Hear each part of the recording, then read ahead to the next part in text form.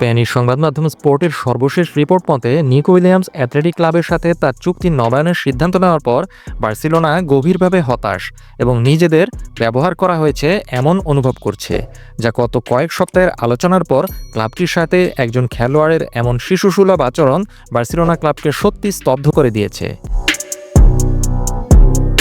ব্লগরানার বিশ্বাস করেছিল যে তারা আগামী সপ্তাহে সাইনিংটি করার খুব কাছাকাছি পৌঁছে গিয়েছে এবং আত্মবিশ্বাসী ছিল যে নিকো উইলিয়ামস রাজি হলে সাইনিংটি সম্পন্ন হয়ে যাবে।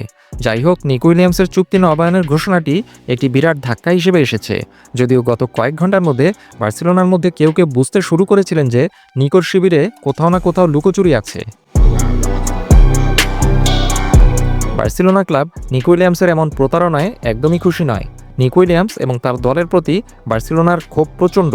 ক্লাবটি মনে করে যে নিকো উইলিয়ামস আসলে তাদের সাথে আলোচনার অভিনয় করেছিল, যা দেখে মনে হচ্ছিল যে সে বার্সেলোনায় যোগ দিতে চেয়েছিল, অথচ গোপনে গোপনে নিকো উইলিয়ামস অ্যাথলেটিক বিলবাও ক্লাবেই থাকার পরিকল্পনা করেছিল।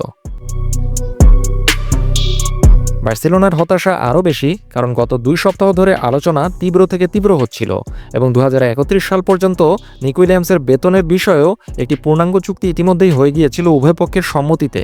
অন্যদিকে বার্সেলোনা রিলিজ ক্লজের ধারাটি সক্রিয় করার প্রস্তুতি নিচ্ছিল। ঠিক তখনই সোশ্যাল মিডিয়ায় অ্যাথলেটিক বিলবাও ক্লাবের আনুষ্ঠানিক ঘোষণার মাধ্যমে নিকো উইলিয়ামসের চুক্তি নবায়নের সিদ্ধান্ত সম্পর্কে বার্সেলোনা জানতে পেরেছিল। বার্সেলোনার সূত্রগুলো মনে করে যে নিকো উইলিয়ামসের শিবির বার্সার সাথে অন্যায্য আচরণ করেছে। অ্যাথলেটিক বিলবাও ক্লাবের সাথে একটা লোভনীয় চুক্তি নবায়নে বার্সার আগ্রহ এবং বার্সার অফারকে কাজে লাগিয়েছে নিকোর এজেন্ট, এবং নিকো উইলিয়ামস এটাকে ব্যবহার করেছে। বার্সেলোনা ক্লাবের টপ ম্যানেজমেন্ট বিশেষভাবে ক্ষুব্ধ যে নিকোর দল চূড়ান্ত সিদ্ধান্ত প্রকাশের আগে তাদের ব্যক্তিগতভাবে অবহিত করার চেষ্টাও করেনি। শেষ মুহূর্তের এই বিষয়ে বার্সার ম্যানেজমেন্টকে অত্যন্ত ক্ষুব্ধ করে তুলেছে।